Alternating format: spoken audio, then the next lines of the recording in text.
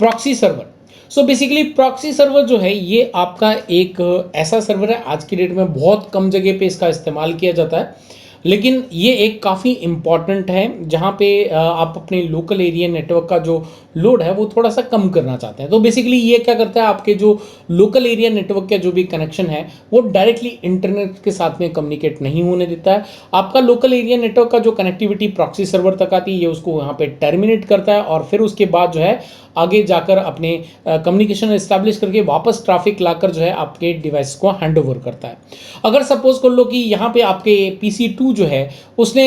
google.com को open करा, और google.com का जो कैचे है वो आपके प्रॉक्सी सर्वर के अंदर अवेलेबल है। तो ऐसे में PC1 अगर अब यहाँ पे google.com को पहली बार एक्सेस कर रहा है तो उसके पास में कोई भी अभी पूरा डिटेल अवेलेबल है ही नहीं कि google.com कहाँ पर अवेलेबल है। तो इन दैट केस आपका यहाँ पे प्रॉक्सी सर्वर जो है वो यहाँ पे हेल्प करेगा, बिकॉज वो डेटा बाहर DNS तक नहीं जाने देगा। तो ये क्या करेगा, यहीं पे जो है आपके उसकी एक कॉपी जो उसके पास पड़ी है उसी को जो है यहाँ पर इस्तेमाल करवा देगा। तो ऐसे में बहुत सारे ISPs हैं जो बड़े लेवल के ISP नहीं है, छोटे लेवल के जो ISP हैं वो क्या करते हैं, अपने क्लाइंट्स को फीड करते हैं, तो वो ज़्यादा अपना इंटरनेट का जो कंटेंट है वो ज़्यादा यूज़ ना हो, अपना आगे जो मीटर है उनका जो चल रहा है सेंड एंड रिसीव का उसको स्लो करने के लिए, कम करने के लिए वहाँ पे वो क्या करते हैं, प्रॉक्सी सर्वर का इस्तेमाल करते हैं। तो बेसिकली प्रॉक्सी सर्वर से आपका जो एंड यूज़र है उसको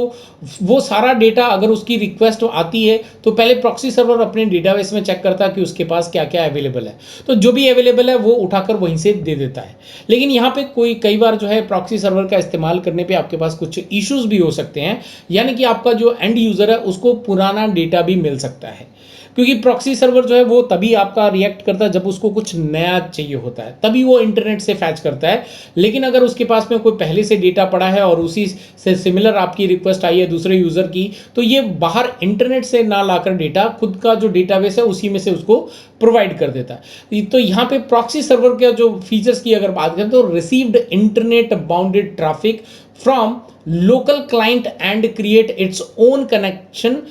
टू द इंटेंडेड डेस्टिनेशन। तो बेसिकली ये खुद का लोकल एरिया नेटवर्क और पब्लिक एरिया नेटवर्क के बीच में जो खुद एक बैरियर बन के यहाँ पे प्रॉक्सी सर्वर जो खड़ा हो जाता है। Can be use to filter content, ये आपका कंटेंट को फिल्टर करने के लिए भी इस्तेमाल किया जा सकता है। एज आई सेड कि अगर एक उसके पास पहले से कंटेंट पड़ा, दूसरे का रिक्वेस्ट आया तो ये उसको जो है वहीं से डेटाबेस में से दे देगा। Can be used for catching, तो कैचिंग की बात यहाँ पे वही बात होगी कि यहाँ पे अगर उसके पास में कोई एक डिवाइस का google.com की रिक्वेस्ट आई तो दूसरे की आई तो वो वहाँ पे बाहर नहीं जाने देगा DNS के पास में, वो वहीं से जो है उसको उसकी जो रिप्लाई है वो उसको प्रोवाइड कर देगा। Some proxies required configuration on the client apps, यानी कि जो क्लाइंट्स हैं उनके पास में कुछ ऐसे प्रॉक्सी सर्वर्स हैं जिनकी रिक्वायरमेंट होती है कॉन्फ़िगर करने की, बट कुछ ऐसे हैं सम प्रॉक्सीज ऑपरेट ट्रांसपेरेंटली, जहाँ पे आपके एंड यूज़र को बिल्कुल पता भी नहीं चलता है कि वहाँ पे प्रॉक्सी सर्वर का इस्तेमाल किया जाता है। तो बेसिकली जो भी आपके एंड यूज़र्स हैं